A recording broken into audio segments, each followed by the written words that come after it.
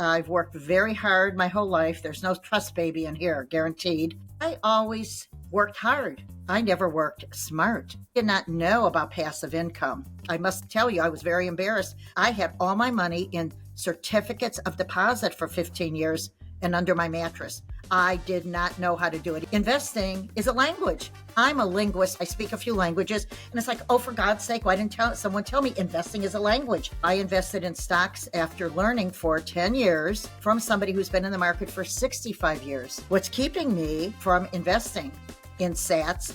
You have to know what you're doing to even start. I know nothing about Bitcoin. Do you know how many Uber drivers I've spoken to and I ask if they're invested in the market and they tell me, oh yeah, Bitcoin, they lost so much money because they had no knowledge. I want to teach your listeners. At the same time, I want to learn and see how we can expand their minds.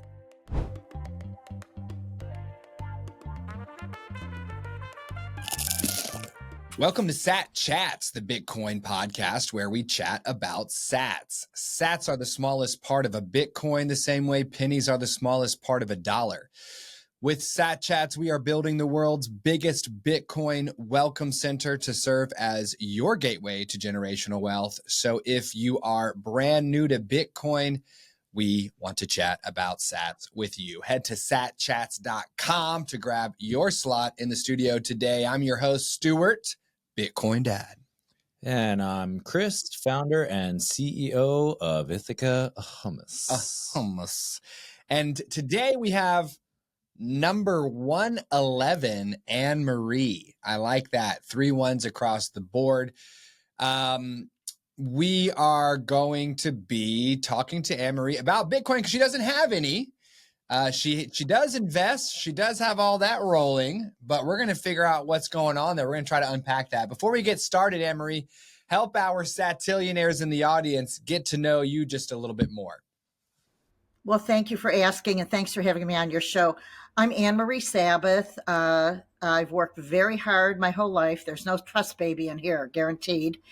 And I always worked hard. I never worked smart. I did not know about passive income. And so I owned a business for 33 years, and I didn't believe, I just didn't understand. I did not know anyone who could teach me like you're teaching people, whether it's investing in stocks, which I do, or investing in Bitcoin. And so I was thrilled to be on your show because I want to teach your listeners. At the same time, I want to learn and see how we can expand their minds about the power of investing and, again, working so that they can do what they want in their life. They can be financially free. That's a big deal. I like it. Educational swap here on today's episode. So what is keeping you from stacking your first sats? What's keeping me, just like I put in the book, is you have to know what you're doing to even start. And I know nothing about Bitcoin. I really worked very hard to learn about investing in the market, not even in mutual funds, none of that stuff. That was way too slow for me. I like to go at 45 speed. And so I invested in stocks after learning for 10 years from somebody who's been in the market for 65 years. And I said, I have to learn what he did. And I don't agree with everything he did, but I knew that that was the pattern. And so that's what's keeping me from investing in sats. And I love the way you described it. You don't need 50 cent words to be able to help somebody to understand. In fact, it's very appealing to be able to speak in a way so that the everyday person uses it. Do you know how many Uber drivers I've spoken to and I ask if they're invested in the market and they tell me, oh yeah, Bitcoin. And I say, how did you learn it? Well, a friend told me ABC, and they lost so much money because they had no knowledge. So that's why I wanted to be on your show, to give and to receive knowledge. I like it. So I think what we could focus on today then is answering this question. Do you need to understand Bitcoin before stacking your first sats? So maybe we can start by understanding how you approached your stock investments, because it almost sounds like you spent up to 10 years learning before getting started, or did you get Well, knowing started me, I in a don't. small way and you Actually, it learned took and then me you probably 2 years grew your before I position and started you learned investing more? Like, in if dogs you've of the been Dow. working for 10 And or 11 dogs of the years Dow in the stock is investment buying space, five how or much 10 time from when you uh, were interested in dogs, stocks meaning before dogs buying your are the first one? worst, the stocks that perform the worst. So five depends if you're doing small dogs or the other dogs of the Dow. Buying the five smallest, the first business day of the year, and that had that or the lowest per share with the highest paying dividends, and keeping them for 1 year. So that was my safety zone because to test it. Because embarrassed, I must tell you, I was very embarrassed. But I had all my money in certificates of deposit for 15 years and under my mattress. I did not know how to do it, even though people told me. My accountant said, put a little, and it's like, no, I don't understand it. And so to me, I like what you're doing on the show because I'm a wannabe Bitcoin user. I don't know how to do it, and I'm not willing to do it unless I know. And so that's what I did with stocks. I needed to know. I put my big toe in the water to learn, and then I saw it grow and then kept going. And so the idea is, and I don't know how Bitcoin is. However, if you're not going to keep a stock for 10 years, don't keep it for 10 minutes. Direct quote, Warren Buffett. Love that. Ooh. Can I ask though, so is it the not knowing how to do it, or is it the not knowing what it is and how it works? Is it both? If it's both, how much of each? I mean, just kind of paint that landscape for us. Thank you. It's both of the above or all of the above. It's like saying I want to learn French. However, I don't even know how to start. That's really what it is. It's learning a language. See, I finally figured it out. Investing is a language, and I'm a linguist by I love languages. I speak a few languages, and it's like, oh, for God's sake, why didn't someone tell me investing is a language? I need the words. I need to know, is it present tense, past tense, subjunctive? Why didn't they tell me this a long time ago? So it was a matter of being able to get it in the brain based on how I learned, and that's what I see. So I had to understand it. I had to understand how to invest. I had to understand what are the rules. What's a moat? How am I going to identify? And so I learned how to build trust in investing through a formula. And I'm guessing, and this is what I want to learn from you, and I'm sure your listeners want to know the same, is what are the guidelines for investing? What are the criteria? Because I'm sure you would agree, you need a formula to be able to invest. You want to check certain boxes. Am I right or am I wrong?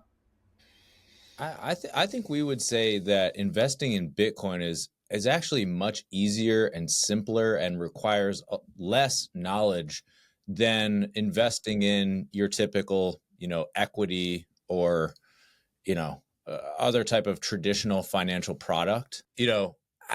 When you invest in a stock, do you take the time to study the, profit and loss statement and all the financial statements of the company? Are you getting to know the management team and assessing risk of the competitive set, and are you doing all that as an active investor, or is it more of just a formula that you're following? I think if we could get a quick answer to that, then we can just let's hit her with the formula for investing in Bitcoin. Yeah. Yes, I love that. What I do is I listen and watch CNBC. I listen, not as much now, but I was religious about listening to Kramer. However, what I do when I decide to invest, I don't buy, I invest in a stock just like a friend. I invest in a stock, is I take a look and confirm that it has a moat. And you both know what a moat is, correct? Like some competitive advantage that keeps other competitors from coming in and copying them. Exactly. Exactly. And it doesn't mean that the stock is perfect. However, you look at the big picture. That's what it's about. Now, to answer your question, I'm not a fundamental person. That's not my nature.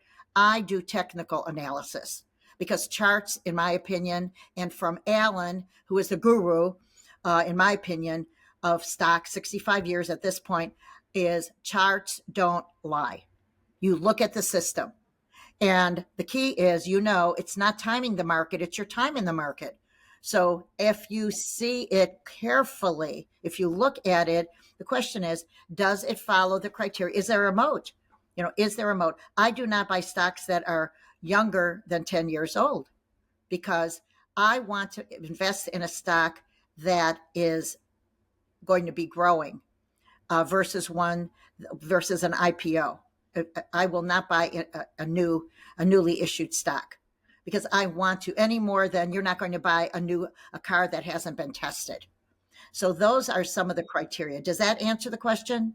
Yeah, I mean, so you've made it clear that you do some technical analysis of a company before you decide to invest in it. So it's not just purely a high level formula that you're using to pick stocks. You're actually finding companies through, just general awareness, maybe it's CNBC, and then you're doing some technical analysis to make sure that it's an investment that fits the portfolio that you're looking for, the profile, I should say. Exactly.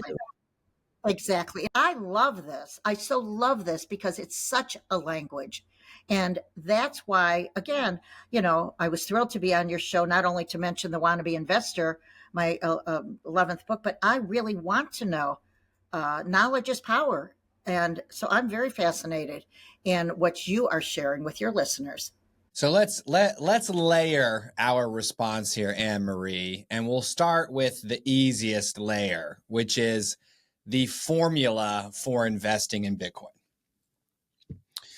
What we recommend our satillionaires do to get started is to buy $50 a month. Mm-hmm. Dollar cost averaging, is that what that is? Dollar cost average. Yep. Dollar cost average. There you go. It's similar. Yes. Okay, and you're going to see through this layered response that there are many similarities between what you like about investing in stocks and what we can offer you here with Bitcoin. There's also some key differences. Yes. Okay, good. I like that we're starting off foundationally from, if I'm not going to hold it for 10 years, I don't want it. I love that. And I think that's a very solid commonality here. Yeah, and let's not lose that or forget that, because that's part of this layered response here. The first layer is, look, you could very comfortably buy $50 worth of Bitcoin each month as you learn more about Bitcoin, because then you will, at the very least, be building up a small position slowly over time that you will be grateful for when things finally click for you. All right. But so, that sounds great, but how do you actually do that? How do you buy Bitcoin? Okay. How? Okay. So you will go online to an exchange. So when you're buying stocks, you might go to like a brokerage, for example, but when you're buying Bitcoin, you go to an exchange. Several examples include Coinbase is the big heavy here in America. You also have others like Kraken and Gemini and River. And you also have the exchange that we use, which is called Bitcoin Well. For an absolute brand new beginner, such as yourself and number 77 Quahana, Coinbase is just fine because it's basically like an app you can download on your phone. You get yourself signed up, and then you've bought yourself some Bitcoin. Now, word of caution. If you go on Coinbase, they're going to offer all sorts of different kinds of cryptocurrency, and it could be confusing. What you want is Bitcoin and Bitcoin only. We look at Bitcoin in one category and all the other crypto in another category. Yes. We don't talk about any non-Bitcoin cryptocurrency on this show. And the reason is we don't feel as confident about it. I mean, and we also feel that crypto as a whole gives Bitcoin a bad name. And so we want to help people separate the two, because I think you mentioned earlier, like, maybe you had Uber drivers who told you, they invested and then they got wrecked or something. if they had just bought Bitcoin and held on to it, that would not have been, I can tell you with 100% certainty, that would not have been the case. So I'm a little suspicious. Maybe they were buying some other types of crypto. Or they could have bought at the top, gotten spooked, sold on the way down. Like, instead of dollar cost averaging $50 a month from now until when they're dead, they may have tried some hijinks. So let's stop at layer one for a minute. What's your comfort level going online to a place like Coinbase and exchanging 50 US dollars for $50 worth of Bitcoin once a month while you continue to learn more about Bitcoin? Would you do that right now if you could? I just did. Whoa. Did you have another question? So let's go to layer two here. You talked about focusing only on stocks that are at least 10 years old. Okay, Bitcoin is 16 years old. So we are good to go there. And fun fact, Anne-Marie, stocks are only allowed to be traded by the average public person between the hours of 9:30 a.m. and 4 p.m. Monday through Friday, so long as there isn't a holiday and so long as people aren't trying to get their money out too quickly and they decide to just shut it down, right?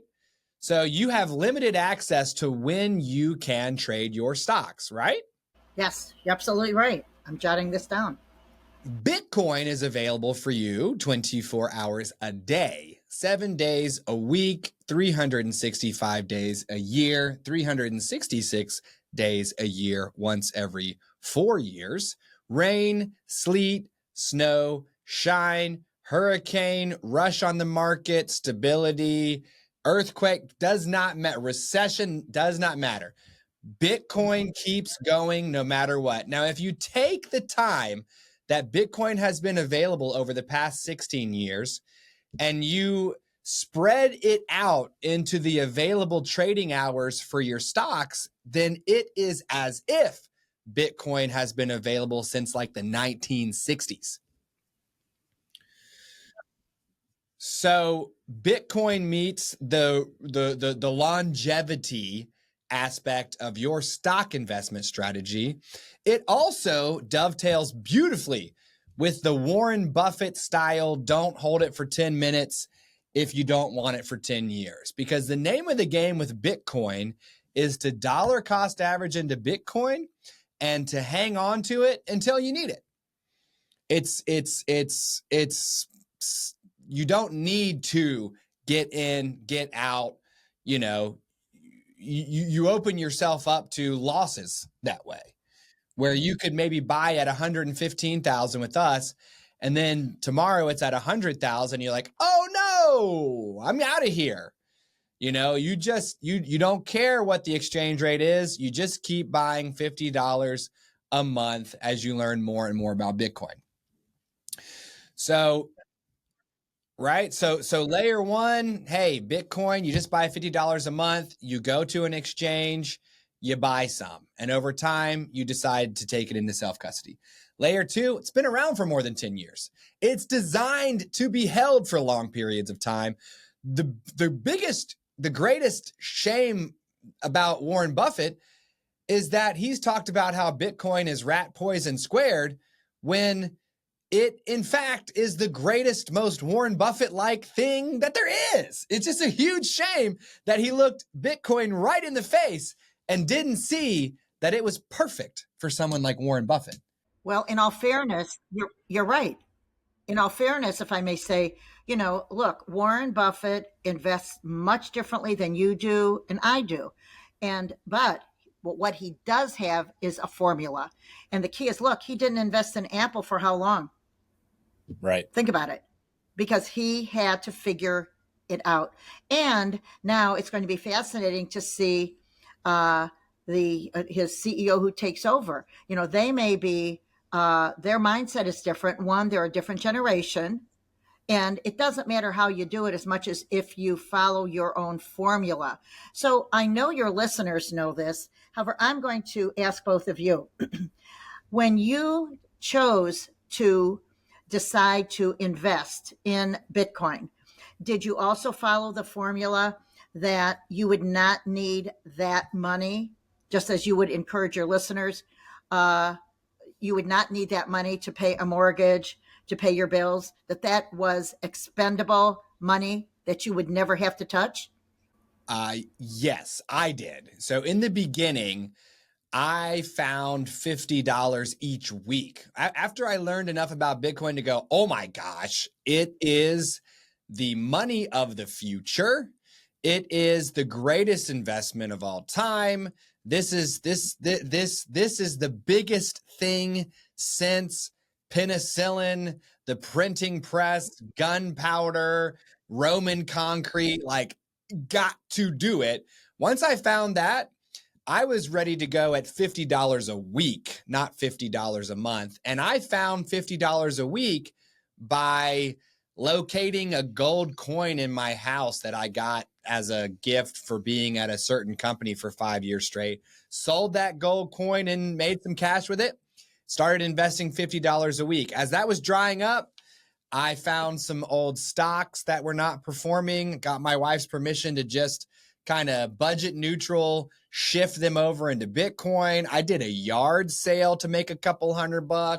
I sold some collectible cards. Like, I basically went through, like, just finding all the non-performing items in my financial life and then collecting them into a little piggy bank that I could then spend $50 a week out of into Bitcoin. And I know I don't need that money for my monthly budget.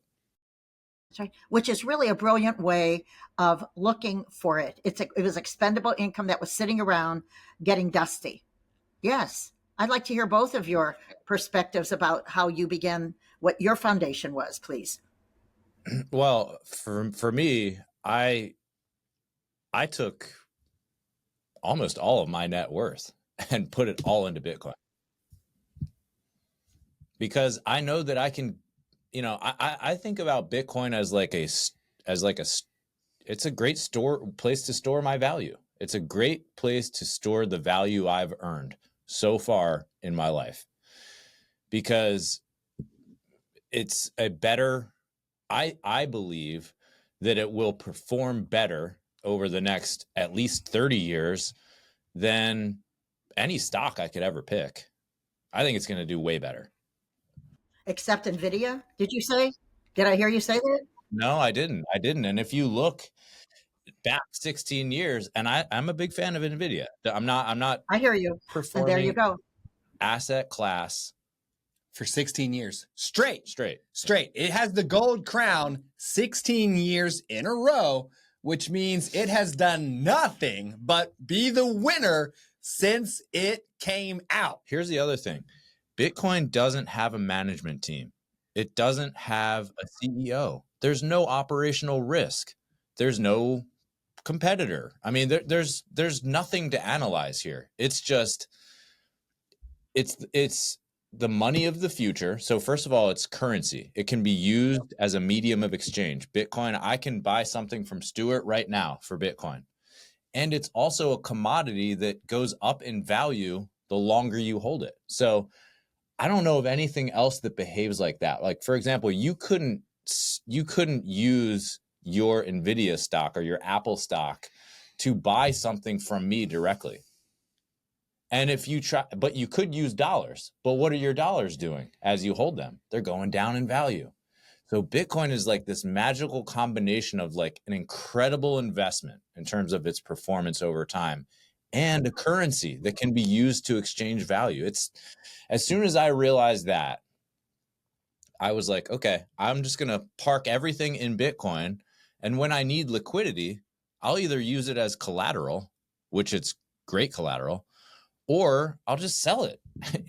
I'll just sell it when I need the liquidity and I'll buy more when I have liquidity that I want to store in Bitcoin. Right. So that's my answer. No, so here's what I'm hearing both of you say, and I appreciate you answering these questions because, first of all, some people put their big toe in the water and see how it feels. Other people dive in and then learn how to swim. And so I'm hearing Chris's perspective, Stuart's perspective, and the best way is the way that works the right for you. That's the most important thing. And I'm sure that's what you would tell individuals who are trying to figure it out. And that's why I really think, I'm sure so many of your consistent listeners have heard that. However, I think it's certainly important for me to hear it as a wannabe, to see that. But just to piggyback on Chris for a second, Yes, I yes. did start off a little bit at a time, but now after over a year with Bitcoin and effectively only thinking about Bitcoin, learning about Bitcoin, doing all that stuff, if I were able, right? And I'm still working on my wife at this point. If I were able, I would collect now, okay, I started off $50 a week, but if I were able to today, I would collect every last drop of my financial energy from wherever it is, and I would drive it into Bitcoin. I would be 100% into Bitcoin if I were able, and that is my goal over time. So, that kind of reinforces my idea that if you just get started with Bitcoin, $50 a month, you will go down a pathway where Bitcoin will have a significant impact on your life. So I'm glad you mentioned that you're, quote unquote, if I may paraphrase, convincing your spouse if you could put everything in. Am I hearing you say that you and your spouse have a yin and yang mindset about Bitcoin? So maybe she or he invests more conservatively, and that's why this works much more in 401k, etc. Help us out. That's number one. Number two, I'd like to hear, and I'm sure your listeners would like to hear, some of the most commonly made faux pas that Bitcoin users who know nothing do, and how to avoid them. So I'll answer the first one real quick and we'll jump into the second one. My wife's focus is on this month's budget. Okay, that's who she is. She's not in that investment space. And she also wants to understand Bitcoin more as well. Like, okay, I get that it's online money, but what is it really? And I'm like, what do you mean, what is it really? Like, that's the answer. It's like, we're going in circles here, babe. And what I've learned over the past 100+ episodes is that there are many guests whose spouses are not as intense about Bitcoin as they are. And part of what you can do is just dollar cost average over time and show your spouse that it's working. So, that's kind of where we are right now. But I do truly believe that over time, she will get to where she's ready to exchange our emergency fund in dollars for an emergency fund in Bitcoin, to exchange our college savings for the kids that are in dollars for college savings for kids that's in Bitcoin, right? And just like Chris said, she'll get to see, hey, this is safe base for our hard-earned money. And when we need it, we can just exchange it back out for dollars, and it'll be more dollars than it was when we put it in. So what would you say are some of most commonly made faux pas, Stuart, that people make with Bitcoin? Because a lot of people have made them, and that's why it has such a bad taste, because they are not knowledgeable and they follow people emotionally versus logically. Help us out. Sure. And I think Chris and I can maybe take turns Yes.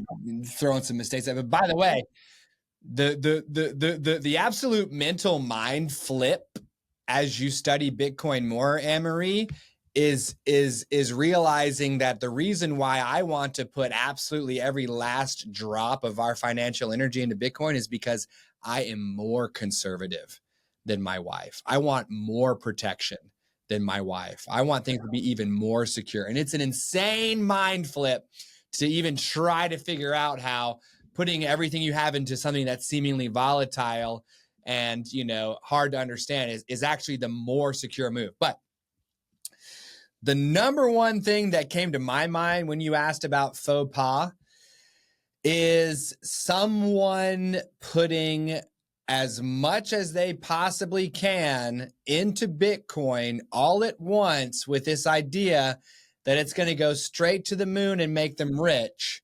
And then the following month, it's actually pulled back 10 to 20%, and they freak out because they actually need that money to cover rent this month and they have to sell it at a loss, and then they never come back to Bitcoin because it wasn't Bitcoin that did them wrong. It was themselves that did them wrong.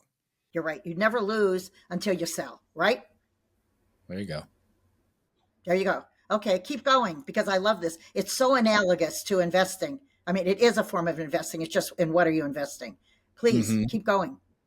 I mean, my answer is the biggest faux pas that you can make, and I think the one that most people make, is that they either A, don't take the time to learn about it, or B, they trust what other people are telling them about it. You know, that's okay, to just kind of go off of the hype and, kind of listen to podcasts like this and just take us for our word and go with every recommendation that we make. But, when you're talking about your hard-earned money and value, if it were me, and what I did was I got a copy of the Bitcoin Standard, which is renowned as the best book on Bitcoin that's available. And I read it. And then I read it to my wife. And then we collectively were like, okay, we feel comfortable putting this much in. But, we didn't do it until we were sure, until we went out and got the information and found the facts for ourselves. And that's what I recommend people do. And I think because people don't take the time to do that, it's an easy thing to just kind of gloss over. If all you do is read the headlines, it's not a big surprise that, your perspective on Bitcoin is going to be, oh, it's bad. Oh, it's crashes. And, oh, there's an exchange that just was a Ponzi scheme. And yeah, those are the things that you see in the headline, but you're missing the real story. You're missing what it actually is. And if you just take the time, invest a little bit of time, I plead with everyone, invest a little bit of time, learn what Bitcoin is, learn what makes it unique, learn what makes it valuable and special, and then make the choice on your own. And we're here to just kind of put that signal out there and in hopes that people, do that more and more. So let me ask you this, and I love what you said. So besides reading the future, the 2027 or 2028, the Wannabe Satillionaires, what book would you recommend your listeners or I read now to get a foundation? It's called The Bitcoin Standard. It is an important book, not just for Bitcoin, but like for humanity. Like this is I don't think the world has realized what Saifedean put together for us back in like 2017. What's interesting about it is it's a book with Bitcoin in the title, but he doesn't even really talk about Bitcoin until the final chapter. What he spends most of the book, like 80% of the book, teaching you about is the history of money. What makes good money? What makes bad money? What different types of money have been used over the course of time in different civilizations, and the pros and cons of each kind. And then in the very end makes the case for how Bitcoin is money that's actually engineered to be the greatest money of all time. And as more and more people learn that, more people want it. Another great thing about Bitcoin that you'll learn in the Bitcoin Standard is that there's only a certain amount. There's a fixed supply cap of Bitcoin. 21 million Bitcoin is the maximum number that will ever be mined and issued into circulation. And some people hear that and they're like, well, how will this be the money of the future if there's only 21 million of them? How can the global economy be powered off of 21 million units of money? But what they don't know, because they're just looking at the headlines and they haven't read the book, is that each Bitcoin is divisible into 100 million pieces. And those are called Satoshis. A Satoshi is the smallest part of a Bitcoin, just like a penny is the smallest part of a dollar. Mm-hmm. And so when you take the number of Satoshis in a Bitcoin and you multiply it by the total number of Bitcoin, it's 2.1 quadrillion units of money, which is about 3 times what you would currently need to power the global economy. Mm-hmm. So one of the really amazing things about Bitcoin is that how do you say this again? It's got a supply cap, but it's infinitely divisible. Verifiably scarce and infinitely divisible. And really, even faster is it's scarce and infinite at the same time. Scarce and infinite at the same time. I mean, do you know of anything else that is both scarce and infinite? You know, like Anne-Marie, Bitcoin is, like light. Light is both a wave and a particle.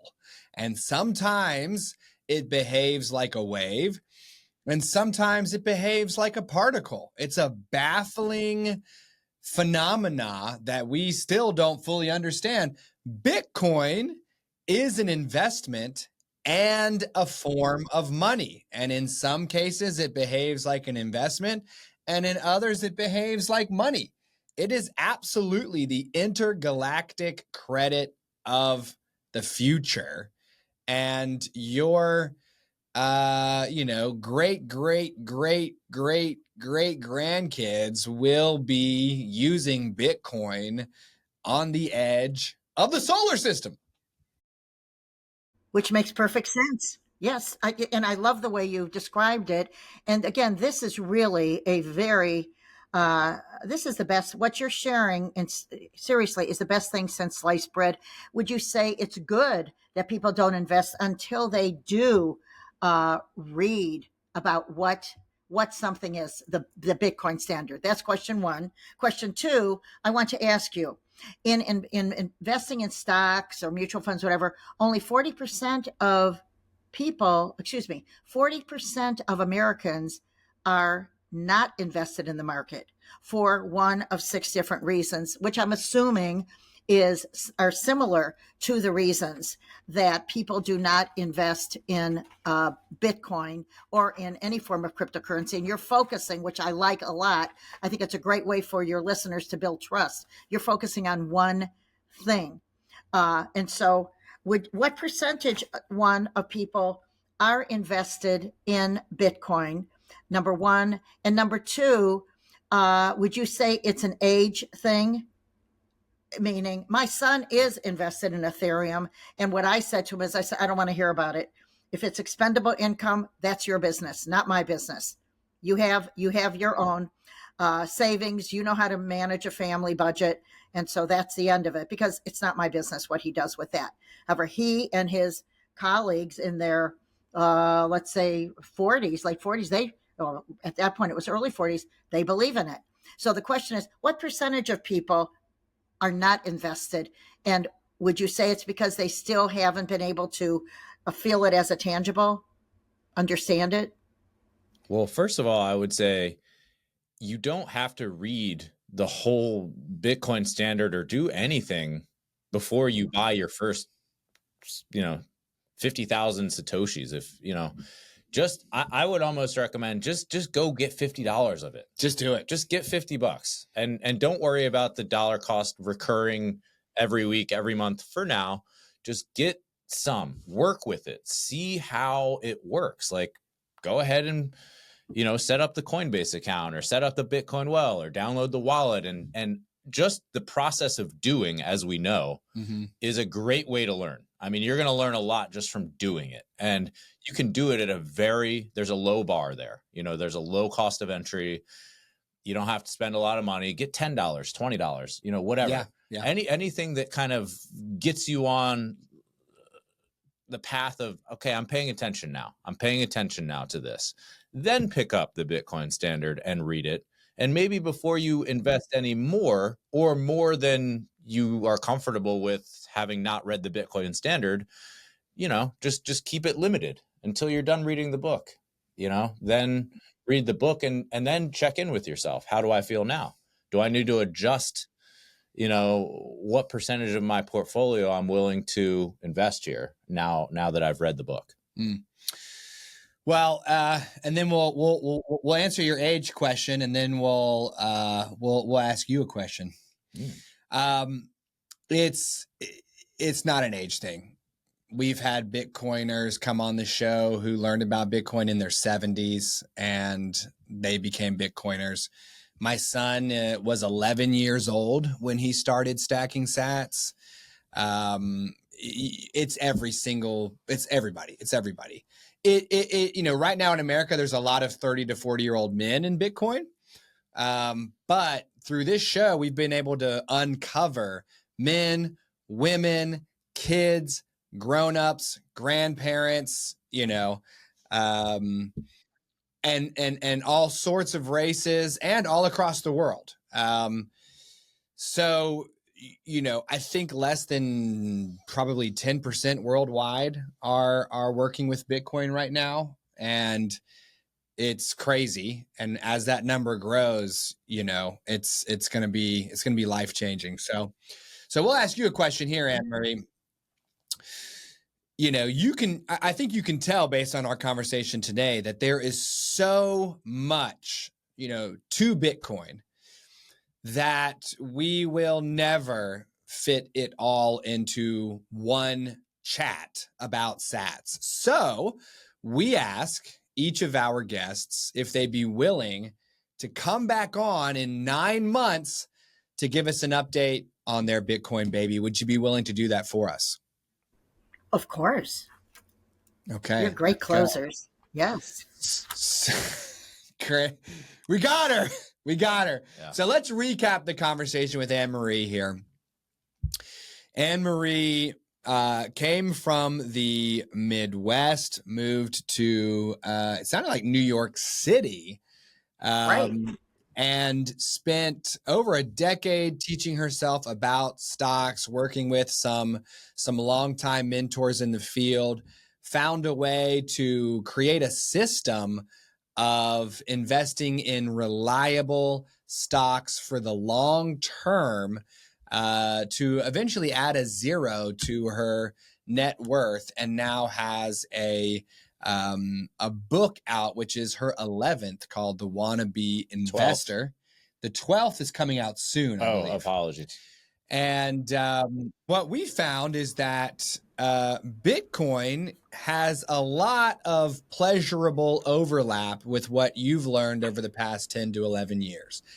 It's older than 10 years old. It is designed to be held for the long term. We talked about getting started by just, you could call it buying $50 worth of Bitcoin, or more accurately, you could call it exchanging $50 worth of USD for $50 worth of BTC, right? So just exchange out $50 of that old money from last century that's only getting worse for some new money from this century that's only getting better, and then start learning more. Listen to Sat Chats, find voices in the space that resonate with you, pick up a copy of the Bitcoin Standard by Saifedean Ammous, look at the charts. You could even have fun, and this could be a fun project for you, Anne Marie. Between now and when you come back, put Bitcoin through the paces. Do what you do for your stock evaluations, your system, and see how well Bitcoin does or does not stack up. Guaranteed it will. And then we talked about how, you can, I guess we shared our own stories about how we got started with Bitcoin. I got started with Bitcoin a little bit at a time. Chris learned enough to put his financial energy into it just like that. And that's why he's our resident smash buyer. Bloopy almost got tripped up on that one last Friday. And now I'm at a point where I would like to put all of my financial energy into Bitcoin as well. But I get to kick back and be patient and kind, because I know that dollar cost averaging $50 a week every week is also going to put me where I want to go. I just want to get there a little bit faster. Mm-hmm. So let's flip it over here to Chris. All right, Anne Marie, our founding sponsor here at Sat Chats is Ithaca Hummus.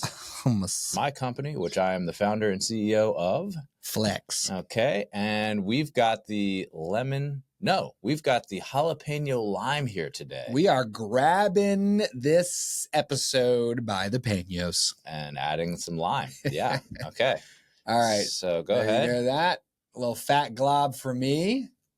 I'll serve as your taste buds here in the studio today. Okay. Cheers. Mm. The texture always hits me first. It's like a fresh, swift kick in the taste buds. It's a pleasing mouthfeel. Yeah, for sure. Creamy. Not too spicy either. I mean, it's there. The heat's there, but it's not like I don't need to drink anything right now to wash it away. I want to like savor it. I want another bite. This is a good opportunity for you to tell our Satillionaires where they can go to find your book, interact with you online, take a look at that. We want to make sure that we get that rolling before we make you this offer here. I appreciate it. Thank you.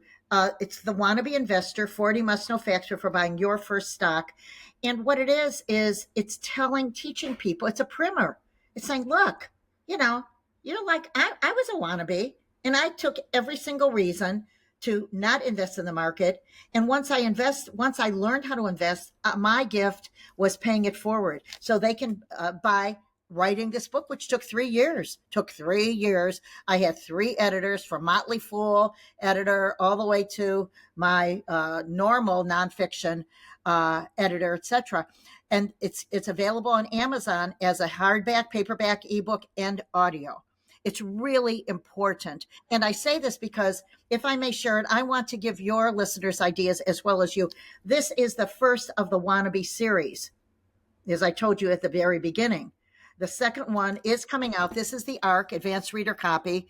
And right now we're getting author endorsements. We just got our 6th person. So it goes out to people who, time management experts, whatever that means, like organizational leadership, etc. And we have several people. There are 30 people who have shared their time affluence tip, top CEOs. My email, Anne-Marie at AnneMarieSabbath, SABATH.com. Most people think I'm Jewish. My husband is. I'm Lebanese and Syrian. So united we stand in our own home. And so this is what it's about. We really have to take care of each other. Okay. Well, here's what we can propose to you right now. Well, what we're all about, right? Which is trying to give away sats. We want people to get their own Bitcoin so bad that there's actually 3 ways that we do that here as a show. The first one we're about to do, which is offer you your choice between $50 and $50 in Bitcoin. And why don't you go ahead and tell us what you choose, and then I'll tell you about the other 2. Yeah, because we're willing to just do your first dang month for you. So how many Satoshis is that? You got $50, or you have $50 in Bitcoin, which is 43,297,000 sats. Well, of course, I'll do the Bitcoin. Of course. Yeah. Yes. All right. Pre-coiner no more. Let's go. You do bring our show's scoreboard to 103 who have stacked the Satoshis, along with 8 who need a little bit more time. But Chris, what are the 2 other ways? Yeah. So while we're here, we last Friday launched a live game show on YouTube. It's called Who Wants... No, it's called TikTok Next Block. It's called TikTok Next Block. It's a quiz show where you can win up to 1 million Satoshis. Not 43,000, Anne-Marie, 1 million. You can win up to 1 million Satoshis for answering questions about Bitcoin and our show, Sat Chats. That's all you have to do. It's a lot of fun. You show up, you answer questions about Bitcoin, you answer questions about Sat Chats. If you're successful through all 14 of our questions, we award you 1 million sats. Yeah, that's 11 a.m. Eastern live right here on YouTube. The other way you can earn sats through Sat Chats is to just subscribe to our channel. Just subscribe to our channel. When we get to 10,000 subscribers, we will randomly select 1 subscriber and we'll give them 20 million sats? 2 million. 2 million sats. 2 million. 2 million sats to one of our first 10,000 subscribers once we reach 10,000. Right. And then the third and final way, which is probably the easiest way right now, is to do what you just did. Yeah. So for anyone out there listening, all you have to do is go to satchats.com and book your space in the studio today. Yeah. And we'll give you your choice of $50 or $50 worth of Bitcoin at the end. So you get to choose. Do you want 40 to 50,000 sats? Do you want 1 million sats? Or do you want 2 million sats? Pick your own journey, your own destiny. Yeah, exactly. You, if you are a Bitcoiner and you can see that we are in here every day, orange pilling pre-coiners one at a time, just like Anne-Marie, who's going to go on to be the greatest Bitcoiner ever. And you want to help us.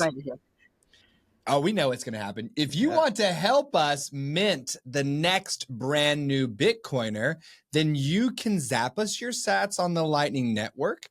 You can also send us your on-chain Bitcoin. Those are in the show notes. We will collect those Satoshis from you with gratitude and deliver them directly to the next brand new Bitcoiner that we mint. If you want to sponsor this show because you are an exchange like Coinbase, Kraken, Gemini, Bitcoin Well that we mentioned on today's show, you can email us show@satchats.com and we'll have a little talkaroo. Okay, everybody, thanks so much for your time here today. If you liked Anne-Marie's episode, smash that subscribe, just like Chris said, for your chance at 2 millisats. Remember, Sat Chats is for educational purposes only and should not be construed as financial advice. Also, our guests' views are their own. We'll see you on the next one, and we'll see you for the live game show Friday. Thank you.